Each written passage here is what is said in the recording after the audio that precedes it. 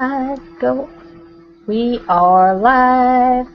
So this is the spiritual aspects and the hero's journey in Quantum Leap, presented by Bo.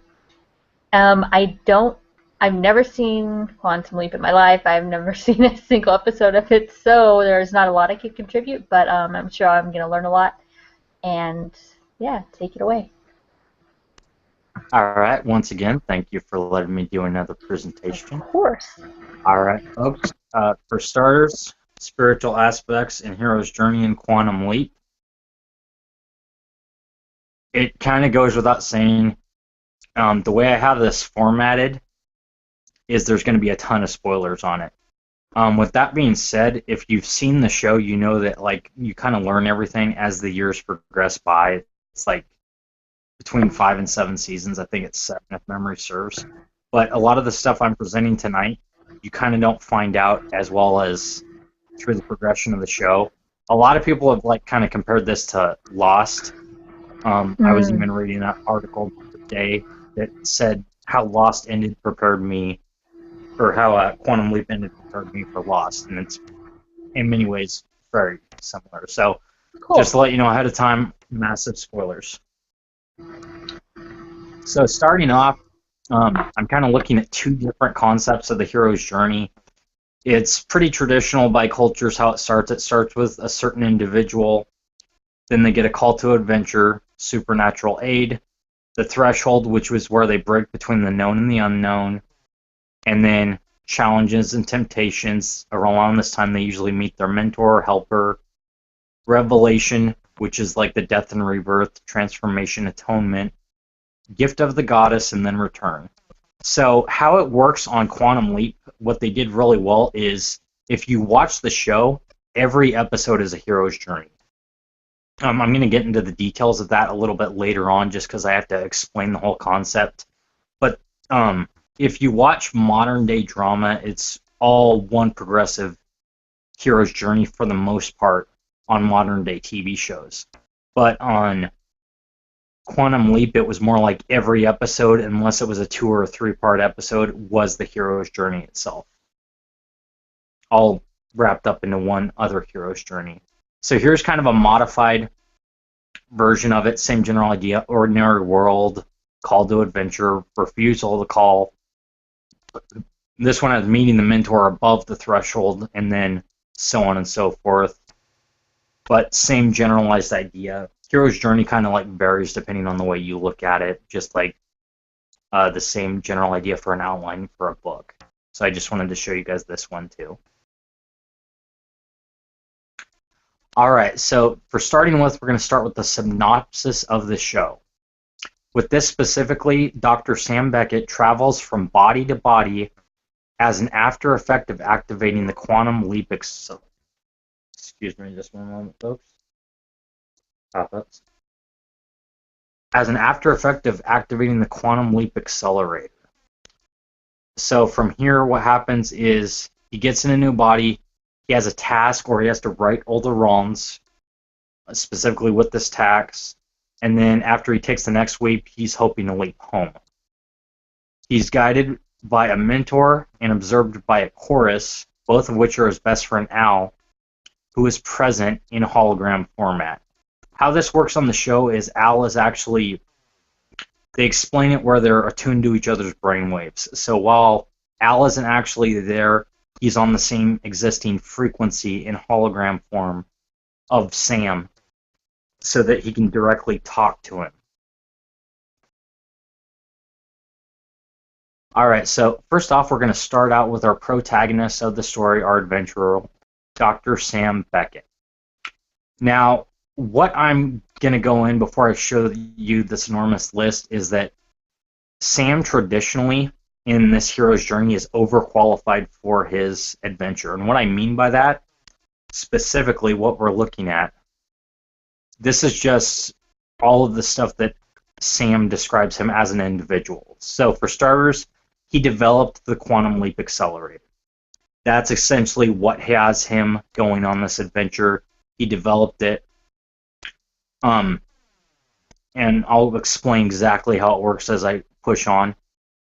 Number 2, he's multilingual. This guy can speak English, Spanish, French, Russian, German, Japanese, and 4 extinct languages, including Egyptian hieroglyphics. And also, what this list I'm reading off to you, again, this is stuff that was revealed throughout the progression of the show.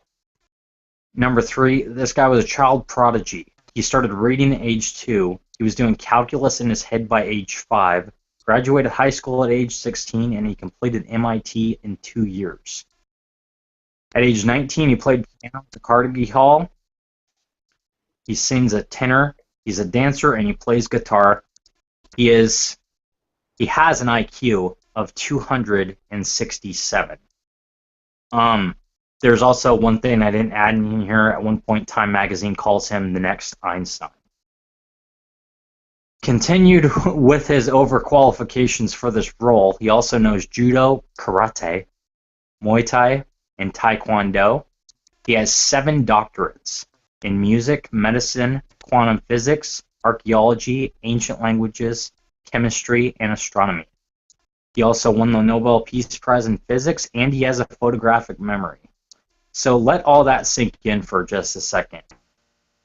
So what we're looking at is we have a human being going on this endless adventure that literally has all these skills, which I have yet to see someone in real life who has all this stuff, but in my opinion, he's overqualified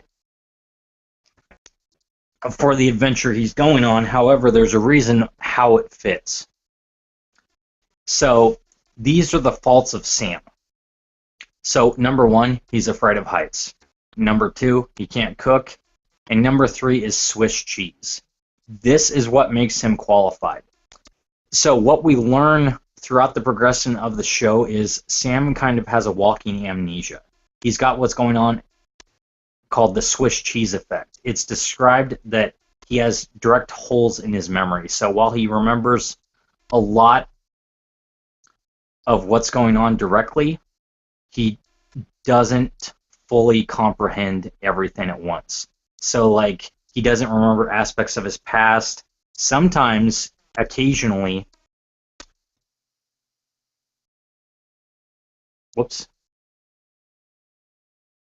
occasionally what we're looking at is he doesn't always have full comprehension of who he is. And there are some cases when he gets into a new body and he has no memory at all. He has straight up 100% amnesia. There's other times when he recalls things easy. There's a lot of times when Al reminds him of the stuff. Like a majority of the list I just gave you is stuff that Al reminds him of. He's like, oh, you played Carnegie Hall when you were age 19, at an instance when he arrived in the body of a blind piano player, and so on and so forth. And hold on, I'm just adjusting a few things real quick.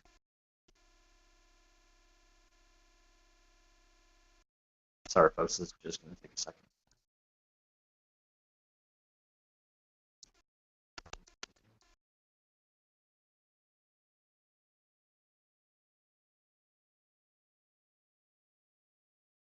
Whoops, sorry. All right. Can everybody still see okay? All right, so now we're going to get into the story behind Quantum Leap. Now, when the show first begins, we don't know that much about what's going on. It starts out pretty simplistic. You just meet Sam, and you see that he has appeared in another body. Specifically, it's his consciousness that has arrived in another body. And he notices that there's a problem, and they don't reveal how many times this has happened to him directly, but the gist of the program starts out as such. The Quantum Leap Accelerator was designed as a form of time travel. Specifically, what happened is the funding was getting cut. Sam specifically turned it on to prove that he could make it work. He stepped into the Quantum Leap Accelerator, his body stayed, his consciousness leapt into another body. And how this works specifically is he can only directly leap somewhere within his lifetime. So he was born around like the early 1950s, and the show goes until the fictional version in 1999. So he can only go from the 1950s to 1999 in someone else's body. In contrast to that, what happens is the consciousness of the other body goes into his and enters a establishment called the waiting room, so, which I will get into later. So for starters, how it works specifically, he enters a body, he's told why he is in said body, told of what outcome he needs to make occur to move on to the next body. There's usually always some sort of struggle or conflict that in order to make him achieve his goal, he completes the outcome, and then he leaps into the next body. So each episode starts off specifically where he is entering a new body, and almost immediately the threshold is broken, and he gets introduced to a conflict, and every episode starts out where he goes, oh boy, because he already sees the conflict coming before anything else happens. So what we're looking at for the details of quantum leaping, Sam's mind or consciousness in this case goes inside another person. He maintains his physical attributes of said person whose body he inhabits. Sometimes the mental aspects as well. We as the audience see him for who he really is, though. We see him as Dr. Sam Beckett, which, as you can see, he's in a woman's body in this picture. That's how we see him. Everyone else sees him how the natural body is. So, in this case, it was a blonde woman, and Sam's just in it. And what happens to his actual body is it's inside the waiting room, which is kind of like the holding area of the quantum leap accelerator. The other person's consciousness goes into that body. And specifically, almost always he arrives into his body with no idea of who he is, and he looks for some sort of reflection, like a mirror or something to that, so he at least gets an introduction as to where he is. Looks for any sort of reflection so he can see what the body looks like that he's in. And then, like I said, oh boy. As mentioned earlier, he does have the initial limitation of leaping directly from the 1950s to around 1999. This was violated a few times, and how they did that was he kind of caught on to the brain frequencies of one of his ancestors. The downside effect of quantum leaping, as mentioned earlier, he does have the Swiss cheese effect, where he doesn't remember everything specifically about himself and finer details about his life when he does need them. And also, as mentioned earlier, we are looking at Al is directly attuned to his brainwaves. All right, so we're going to lead on to Al. Al acts as both the mentor and the chorus. So specifically what we look at, Al arrives in hologram form to wherever Sam has leaped to give him information. This can range anywhere from a few seconds to, at times, several days. Al says on more than one occasion that he's Sam's best friend, and Al is in charge of the Quantum Leap program. He's the one who's getting the funding from the government as an admiral in the U.S. Navy, and Al is, as the chorus, is pretty much speaking for the audience, and he's very irrational too. Like, whenever Sam gets into a woman's body, he's like, whoa, Sam, and stuff like that. He's very, very flawed. Very flawed. And we find out later in the TV series why that is. Like, Sam has this very high moral compass of things he will do and won't do, and Al's the exact opposite. Like, he often talks about how he's had multiple wives, how he enjoyed times in Atlantic City, so on and so forth. And also, on the last picture, you saw a little kind of like comlink thing that Al was holding. That was Ziggy, or at least it was her transmitter. So Ziggy acts as both the spirit guide and oracle. What she is, she's a feminine supercomputer. who is not always reliable, but essentially what she does is she looks for information over time. Anything from newspaper clippings to server data links, so on and so forth, to find what information in that existing timeline will help Sam with his mission. So, like, say Sam had to prevent a certain murder from occurring on a certain day, she would look into all the finer details through their version of the World Wide Web, newspaper, and so on and so forth, to give him that information. And it's not always reliable. They kind of push that off as the timeline is always and frequently changing, as well as the fact that Ziggy herself kind of admits at one point that she's unreliable. And that's because she rubs it off to Sam Beckett saying, hey, that's how you made me. And she's rarely ever seen in the show, but she's very heavy on the plot. They're always talking about her just because that's where the information comes from.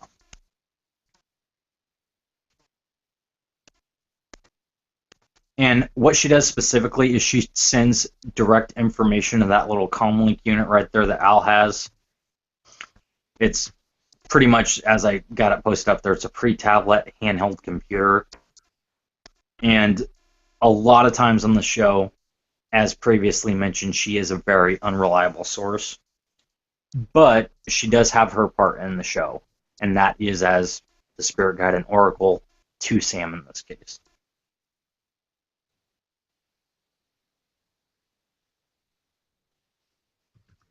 Alright, so from the beginning, when we first open up on the show, they make it appear as though Sam has just made his first leap, but they're not sure what went wrong, because for some reason Sam can't get directly back into the waiting room and back into his own body. And almost directly from the beginning, Al thinks that it's a higher power pulling the strings. He thinks it's God, he thinks it's fate, he thinks it's Father Time. And they don't really reveal how, but they know that they have to right all the wrongs, as they word it so often on the show. They have to right all the wrongs, and hopefully Sam's next leap will be his leap home. Previously mentioned, Sam can only leap during his lifetime. Sam appears to have no limit on who he leaps into, but has no control of who he... I reworded the same thing over again. Anyways, he has no idea where he's going, and he has no control over where he's going to leap or who into. And Ziggy, as the spirit guide, gives all the information to Al and whatnot, but they don't know who's controlling it.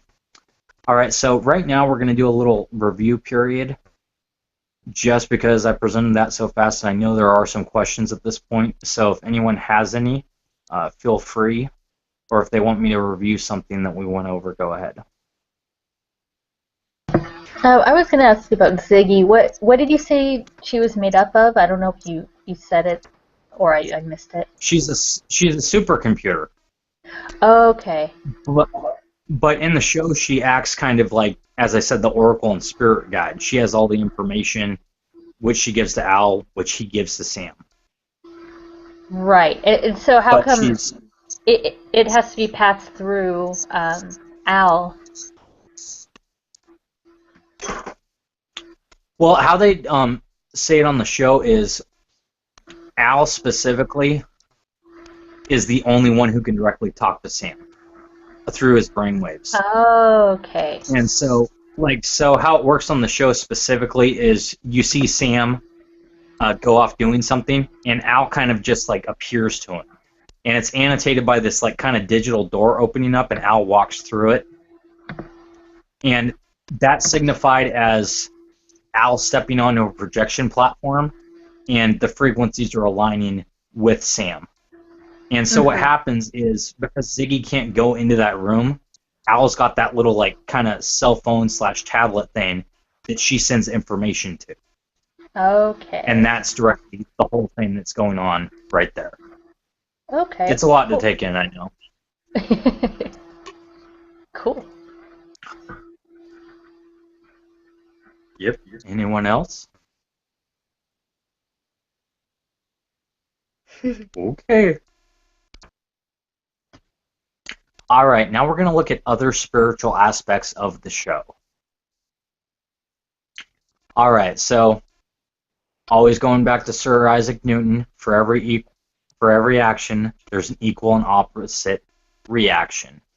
So we've got Sam Beckett literally going consciousness, endless leaps into bodies to right all the wrongs. What happens later on in the show is it's annotated that she works out of hell. There's an evil leaper who's a female who is there to wrong all the rights. So while Sam is going around fixing things, she's going around causing chaos. So in situations where a person would specifically, like, say, donate a heart to someone, she would prevent the heart transplant. When she first appears, I'm not going to go into detail because it would kind of ruin the episode, but it's pretty messed up what she does. Let's just say that. But they openly admit later on, her and her handler, whose name escapes me, but she's pretty much the equivalent of Al, they literally say that they are from hell. They're agents of hell, and they're directly causing all this chaos in people's lives over the time stream. All right, spirit guides. In many ways, what we're looking at, Al becomes a spirit guide on the show.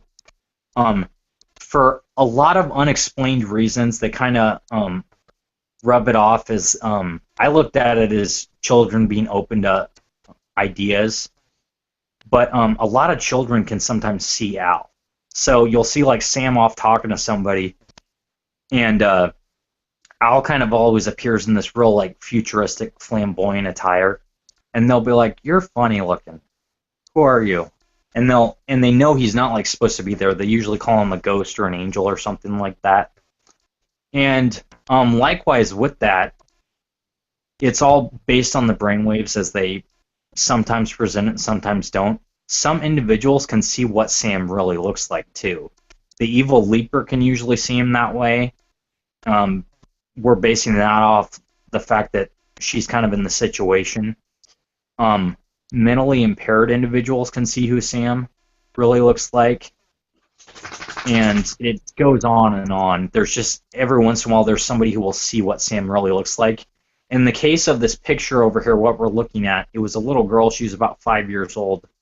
And Sam inhabited her mother's body. And she was well aware of this. She was like, "You're not my mommy. Why are you wearing her clothes?" And she saw Al, too.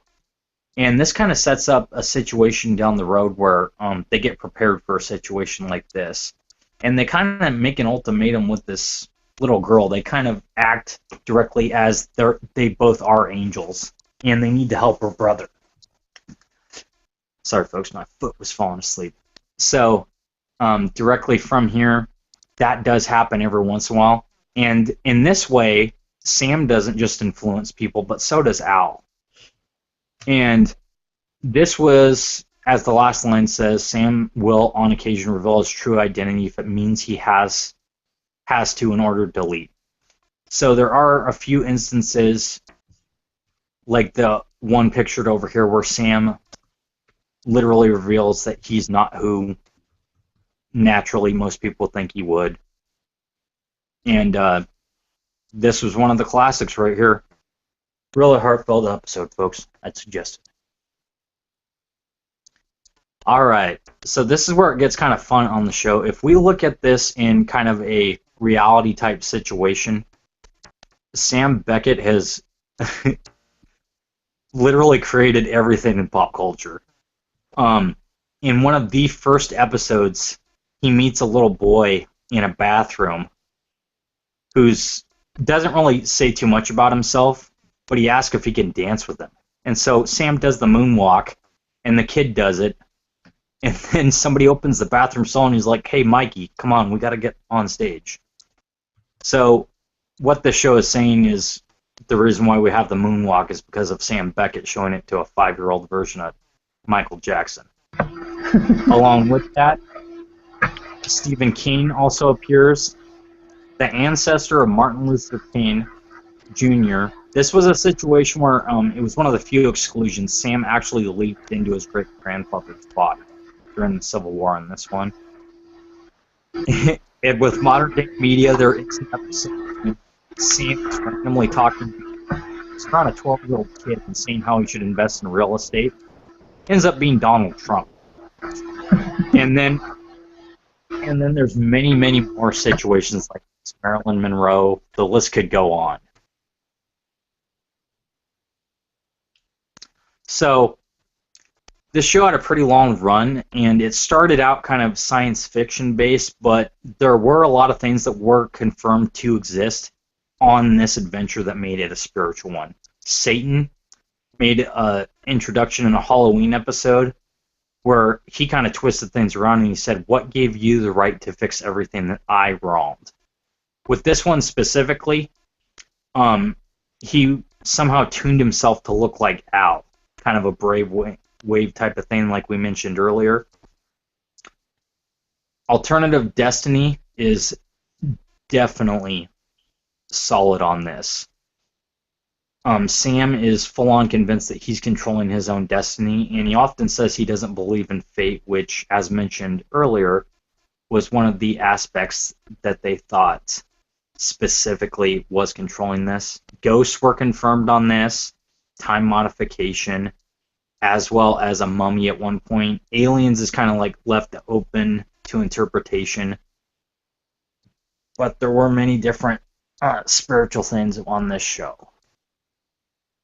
Alright, so I mentioned this a little bit earlier. This is the waiting room. So what the waiting room is where it's the housing, is the easiest way to explain it, of Sam's body. If you see directly that kind of blue area with the bench back on it, that is where Sam's body resides.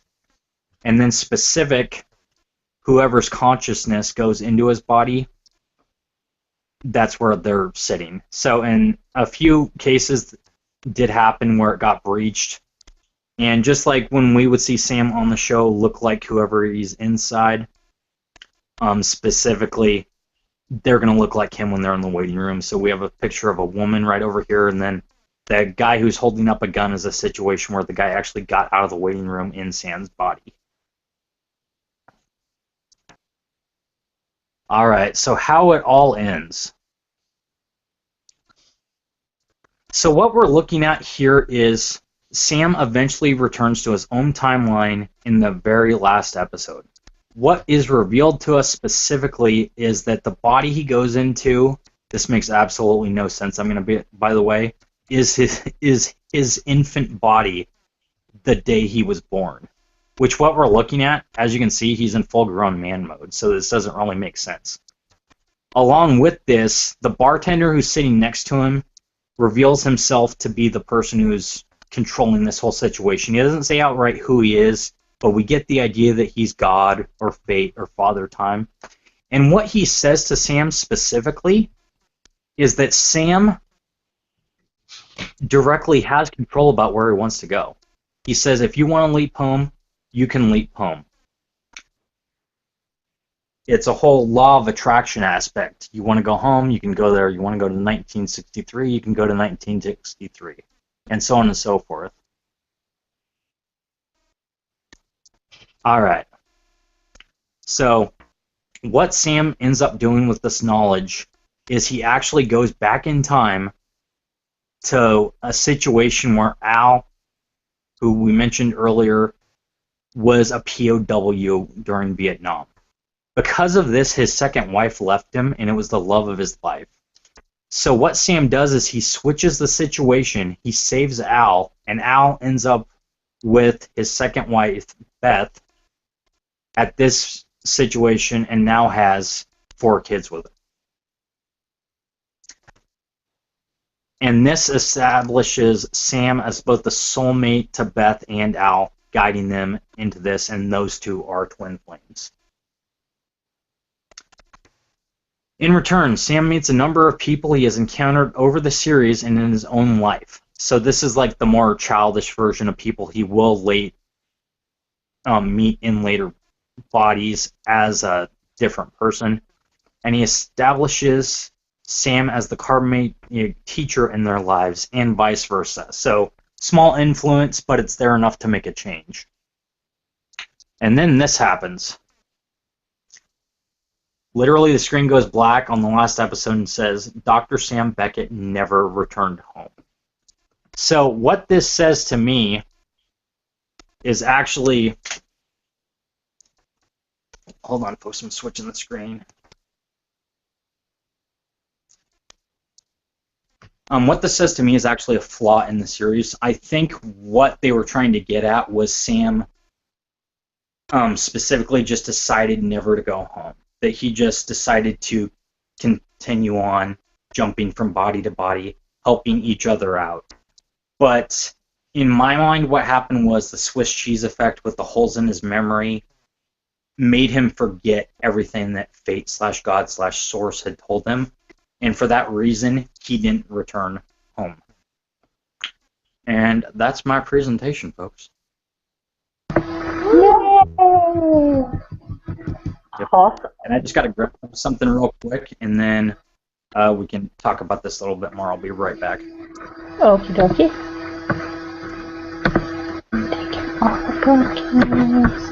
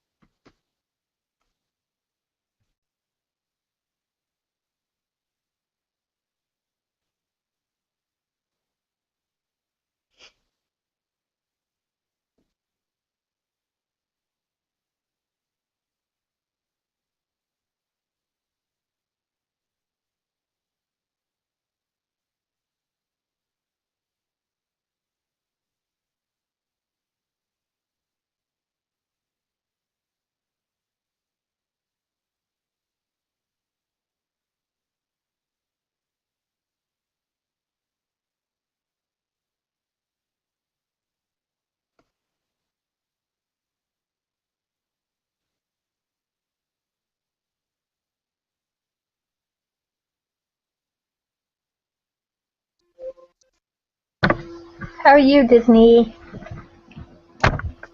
I'm wonderful. How are you? Cool. Pretty good.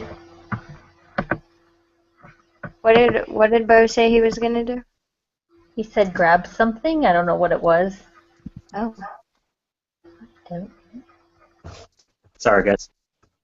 It's Take all myself good. off camera. Yeah. Okay. All right. So, any questions? I'm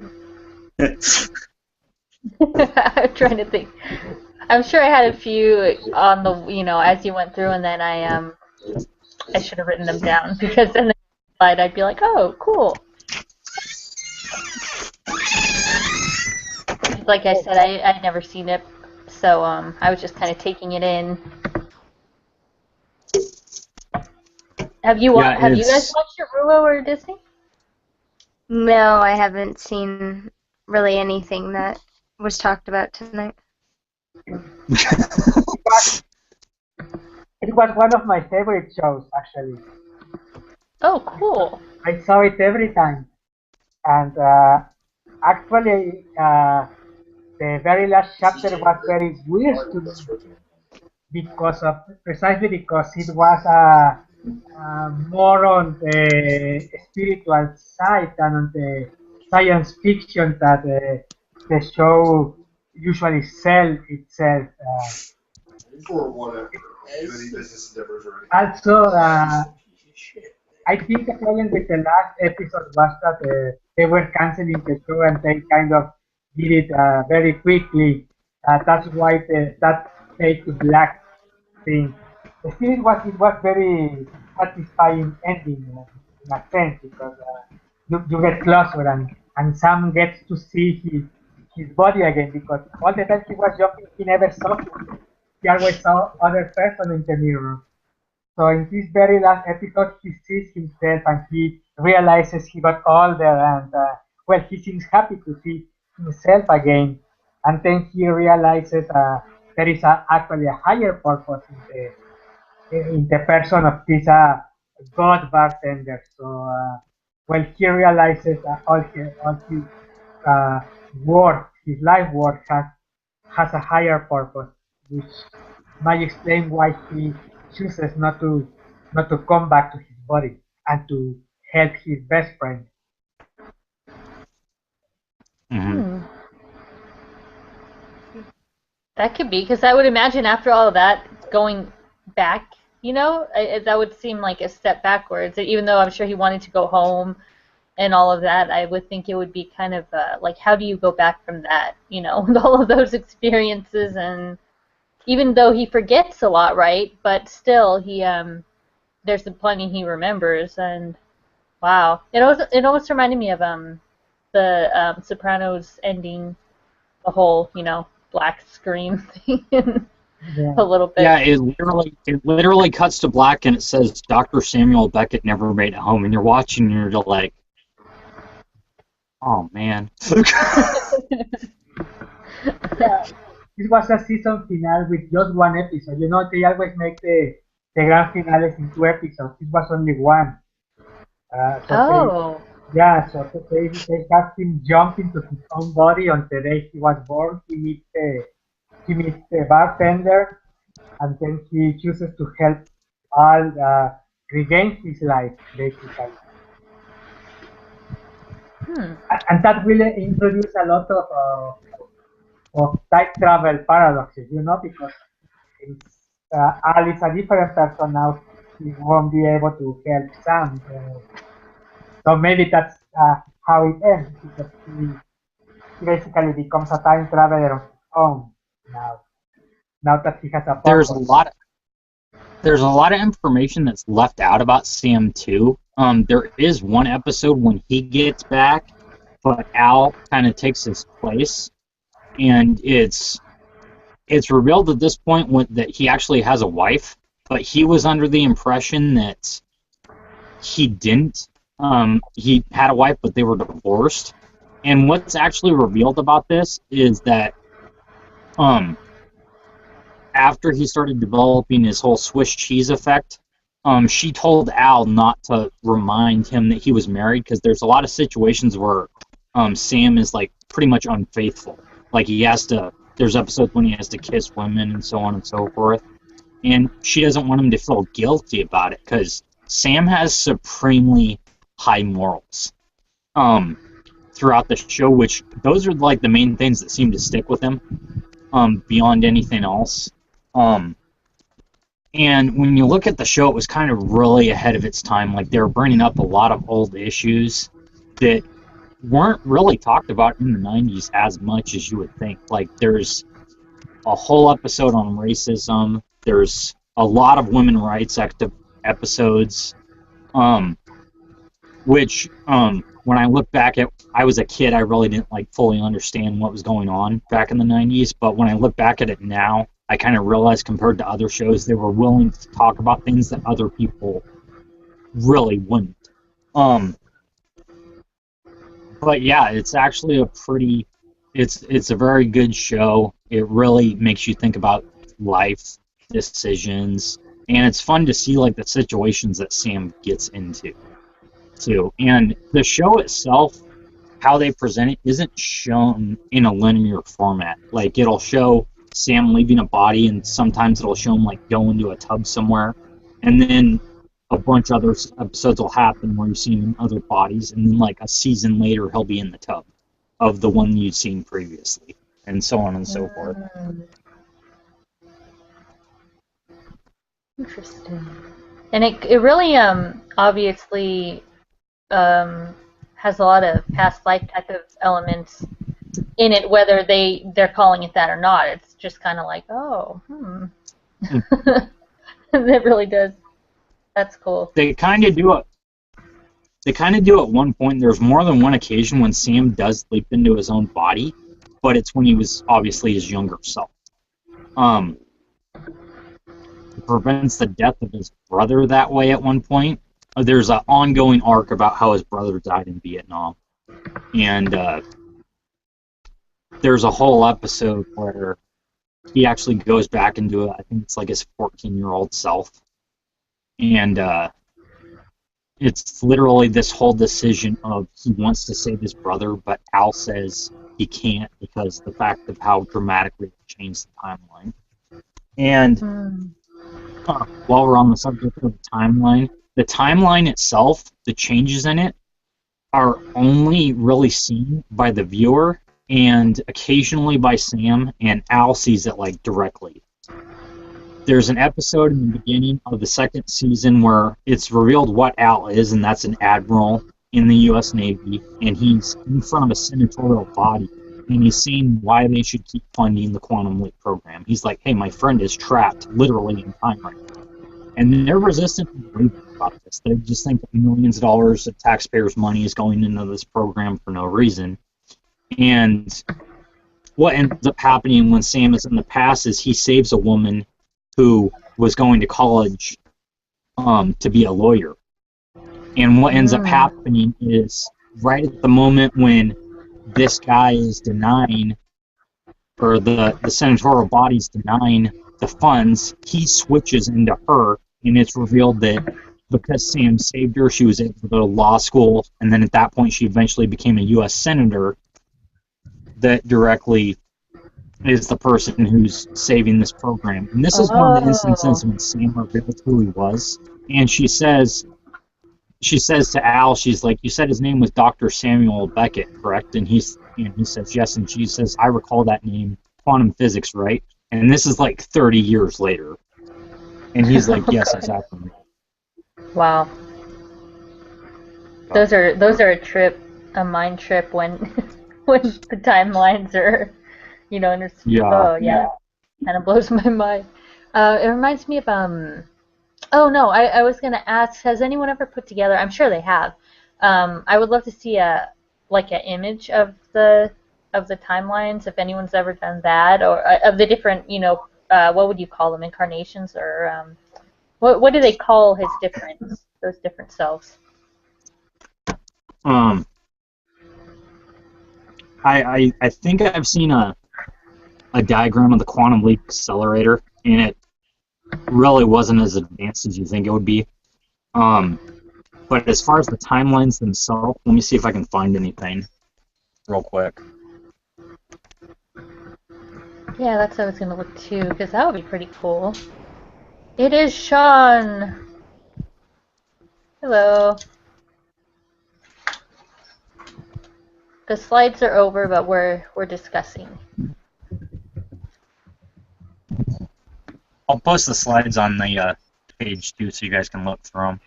Oh, that's a good idea, yeah. Oh, I think can you hear us, Sean? Yeah, I can. Hi. Hi, I think I was talking to you before you put them in. I didn't realize you didn't have headphones on. Oh my god. Okay. There's one main one, and it looks like it's part of a multi-part panel.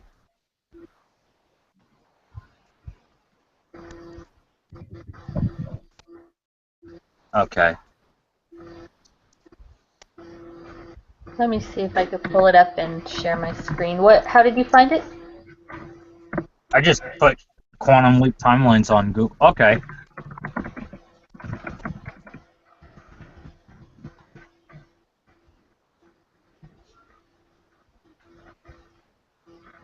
This one's off because it looks like it's saying that it's in the 2000s. Oh. And How many Okay, this is an actual called Quantum Leap.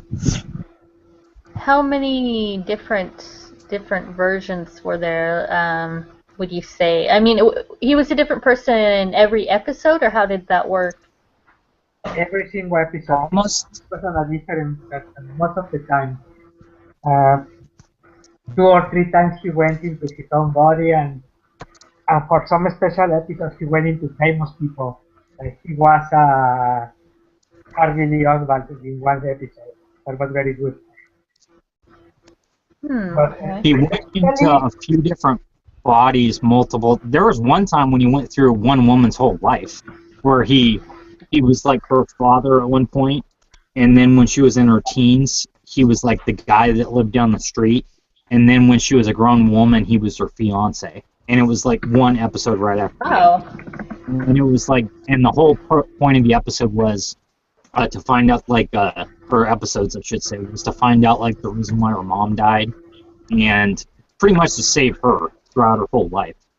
And that got weird. Because Yeah, I can imagine. that was one of the situations where it was, his Swiss cheese was in full effect, so, like, by the first episode, he's, like, totally, like, her father figure, and by the third one, he's like her fiance, and he was like obsessed with her, and that was what kind of like made it really weird. But he was like fully aware of who she was, but he lost like aspects of his memory. Mm-hmm. But no, like if we look at the multiple timelines, there'd probably be a timeline with every episode that he changes. Well, that's what I'm trying to find. I'm not seeing that for some reason. Yeah. It would probably be too complicated. Because the show was like on for like, I think it was on for 7 years.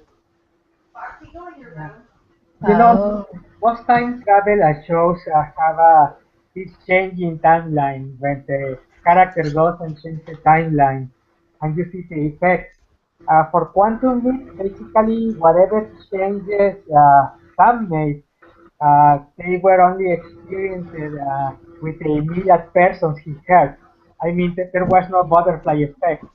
So basically, yeah, so life was as usual, except for that an unhappy person was happy now.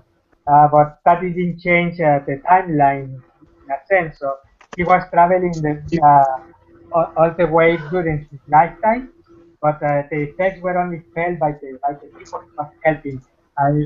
So he didn't avert wars, or he didn't change technology. He just made people happy, basically. That was the premise, and I think it was a very clever premise, because as it would be really hard to manage. I mean, the show, the future would not exist when they create a time machine. So, Fortunately, it feels so like again, it was kind of the spiritual side of the show. It was a science fiction show, but they care more about what was happening to the people. In reality, what we were looking at was it was one natural timeline. It would be Sam's timeline. But he was modifying each timeline he came into, which became the prime timeline, if that makes sense. Yeah, and CG will realize that CG will confirm when the change was made, which was the time when Sam was allowed to make his next job. Mm-hmm. So it was more of Yeah. a story. I'll have to go back and rewatch this since I missed the whole presentation. Have you seen the show? Oh yeah, I've watched the show. Oh, How was the cool. presentation? It was very good. Like I say, I've never seen it, but it really intrigued me. Really makes me want to check it out because of, I don't know, the different themes mentioned seem right up my alley, and I love that changeability. Like, each episode you're not really sure where he's gonna be. That's really cool. I can imagine it got such good ratings because people were just like, I at least want to see where he goes next. Like even if they don't like it or watch it that much, I can imagine that people would at least be really curious about what's going to happen next. I think one of probably the funniest episodes was when he was a woman. Oh God! What about the episode when he had to give childbirth as a woman? That one Oh, was yeah. amazing. That was good. How many times was he a woman, would you say? I mean, more than Like once, 5 right? times. A few times, not as many, but a few. They did it for the shock factor. Let's see. He was a pregnant teenager at one point. He was a working woman in the 80s. It was a battered woman once. You know, Yeah. whatever. What I think is so cool about it, you mentioned that they were able to bring up a bunch of social issues at the time in this show, and I think it's because it was in the genre of sci-fi, so people were maybe like, you know what I mean? Maybe it got a pass. Whereas if you put that in, what was another current show then? You know, something outside of sci-fi, I feel like maybe it wouldn't have gone over too well. But since it is sci-fi, I feel like they're able to almost sneak it. Well, yeah, it was very strong themes. Like I remember there was this whole episode where he goes into the body of a guy who's mentally ill, and Sam's got like his full IQ except for the Swiss cheese thing in this guy's body, and he has to act like he's mentally ill, and it makes him uncomfortable because he's like, I'm kind of insulting this guy almost. Mm-hmm. And the whole premise of that episode is what he has to do is that guy's living with his brother and his son and his wife.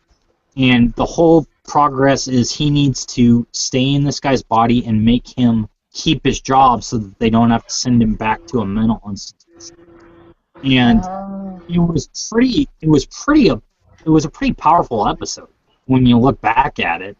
And then I don't want to give too much away, but he has to go back into that same guy's body later on, and that's when we meet the evil Leaper the first time.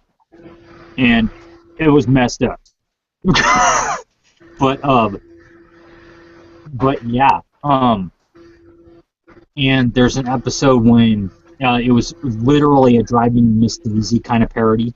And it was this episode when they get into, I believe it was the 1950s South or North Carolina, something like that. And it's this whole situation where he just wants to have a piece of pie, and they're like, you can't eat here.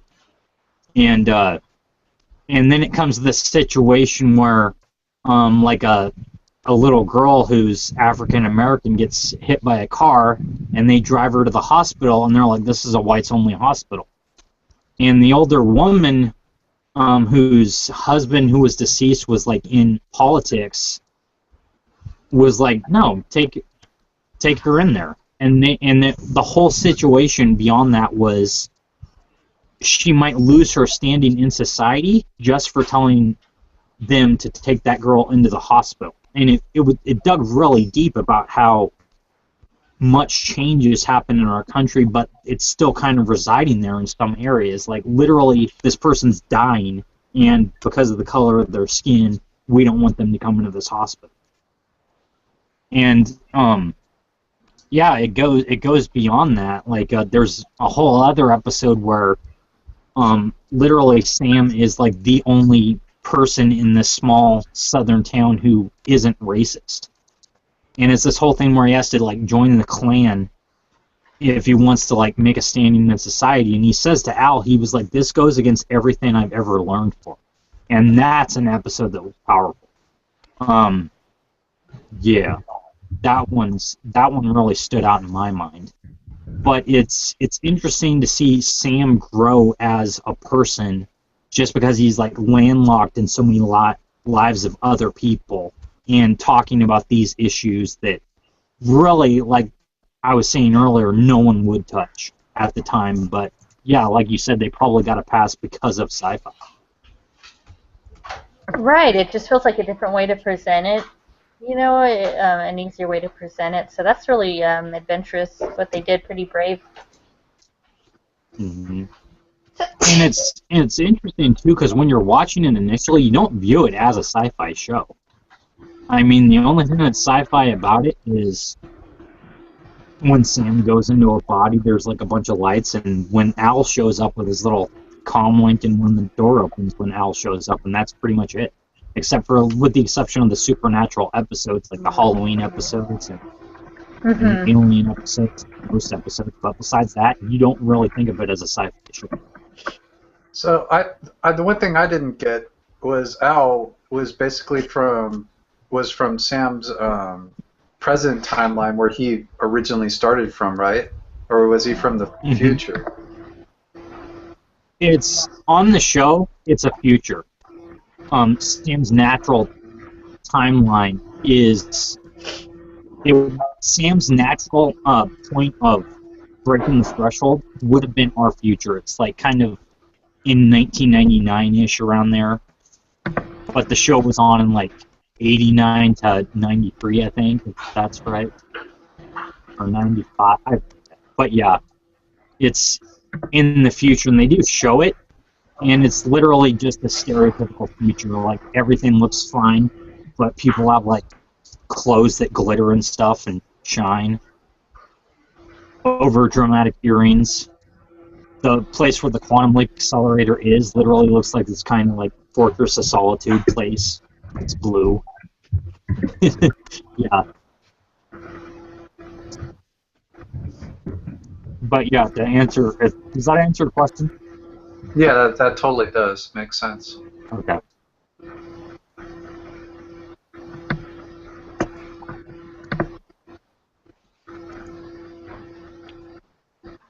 Trying to think of what else I had. There was something else I was trying to think of.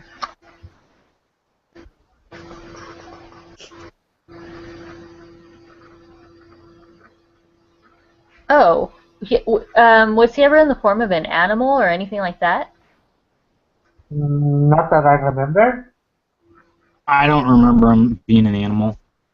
I guess that would kind of be too hard to deliver. I don't know. I think that would maybe be a stretch since we see him. I might be wrong, but I think animals sometimes see him as he really is too. Oh. Like they'll walk. You could also see animals and kids. I'm trying to think. Was there an episode on the Roswell crash? There was. That's funny. It wasn't Roswell. It was like this old guy that everyone thought was insane because he saw a UFO, and that was one of the ones that was left ambiguous. In the end, it was Sam's kind of like a scientist by nature. He wants to get evidence, and we see that quite often. And there is an episode where there's like an alien. It starts out with like an alien craft moving away, and Sam's inhabited the guy who may or may not have been abducted. And it's this whole investigation, and Sam believes it, or he wants to believe, but he's not quite sure. And the episode kind of ends along the same lines of, did this happen? Did this not happen? Who knows? So they leave it for the viewer to decide. That's interesting. Exactly. But mummies definitely exist in this universe. Ghosts do. Yeah.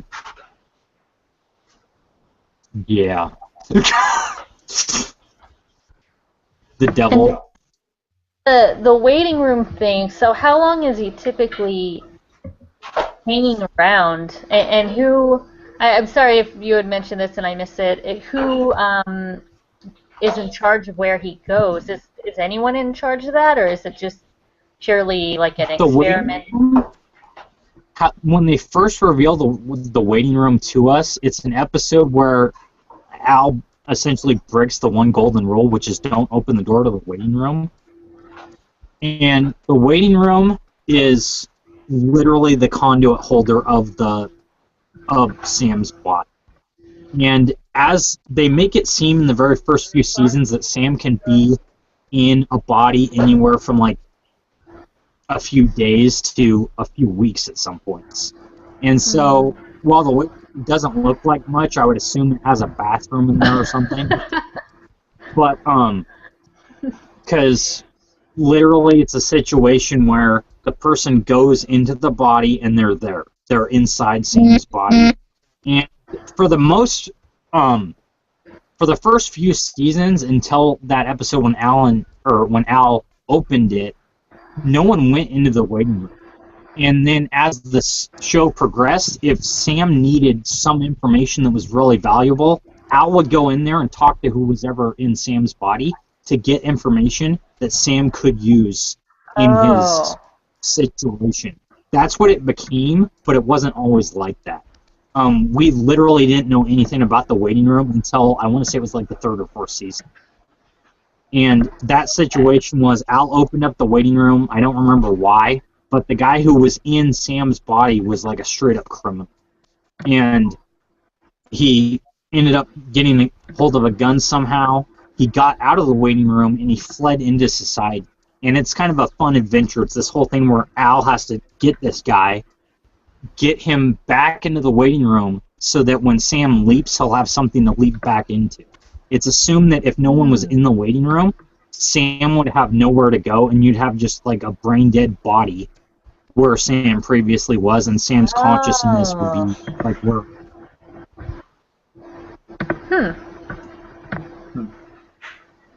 That's a thought. That's cool. At least they followed through, like where the person's soul or their energy would be going if Sam would be taking over that person's body. Mm-hmm. Yeah, they really left it ambiguous for the first few seasons until Al opened up the waiting room. But that actually added a lot of character to the show too. There's a beautiful episode about this guy who's a superhero, and what happens is Al, for some reason or another, Sam can't leap out, and Al goes in and talks to this guy, and it's pretty much the Batman origin story. This guy's parents died when he was young, and as he got older, he felt like he had to help society.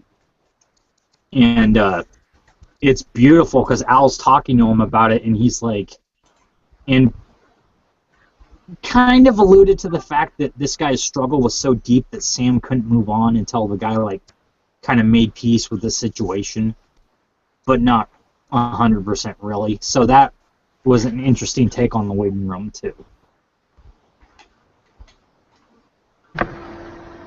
Cool. And Neil Patrick Harris was in that episode. Oh, really? It was hilarious. He was like an angry frat boy.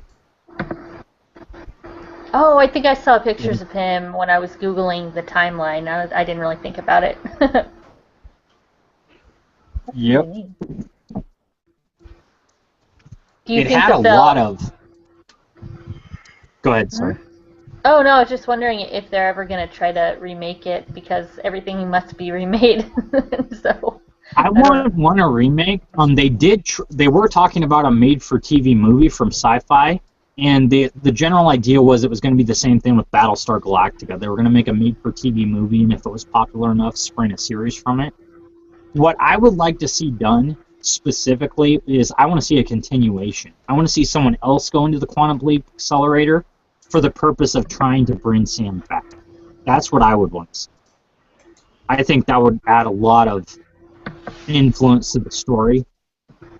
And we know that Sam does have at least one kid out there, so that would make sense, to me at least. I mean, obviously we know Sam never made it home. It would be cool to see one of his kids go into the same program, go after him, and then them leading that journey of The real question is, just going through trying to find Sam. why couldn't he make it back home? Was it just because he kept on looping into other bodies and got lost in all these different minds and stuff? The last episode kind of leaves it to the... I was talking about it in the presentation. He meets fate / God / Father Time / whoever it is, and he kind of gives him this influence as the choice is up to you whether or not you want to go home. And then the screen, after this whole episode, the screen goes black and it says Dr. Sam Beckett never made it home. Huh. Guess he enjoyed the adventure too much to go back. Right. My theory is his mind was switched cheese so much that he kind of forgot that fact, and so he just kept quantum leaping. That's my theory anyway. But that's what I would like to see, though, is a continuation of somebody else going in the quantum leap accelerator and going on these adventures, because with that, we have a wider spread timeline. I mean, if we look to when that show ended, that was the 90s. So it would be nice to see, like, the 90s through the current day of 2016, or if they even wanted to push it a few years more and did, like, 2020. Because then we could see, like, think about it, we'd be reliving nostalgia, the iPod development, BP oil, stuff like that. You know, we could see the internet age redevelop. It would just be a nice little review of the last few decades, just like the viewers of the 80s and 90s got to see with Sam. Boom. Boom. Mic drop. Who do you think would? I was thinking of a remake, and I was thinking who would play a strong character? Who would be a good person for Sam? Do you think? I mean, just getting a sense of the character. I'm not sure who I would pick, but well, if they kept Sam, Scott Bakula, if you've seen him, looks almost exactly the same as he did. Oh, he could just he literally looks the exact same as the 90s. I forget his name. He played Al. He's kind of aged. He's like in his 80s now, which I think that would be an interesting bridge where, like, there's a situation where it'd be like he passed away and they go to his will reading and he, like, reveals about the Quantum Leap program, and that's how they get into the whole thing. Gene Stockwell, that's his name. Hi, Stock. Hi. Why?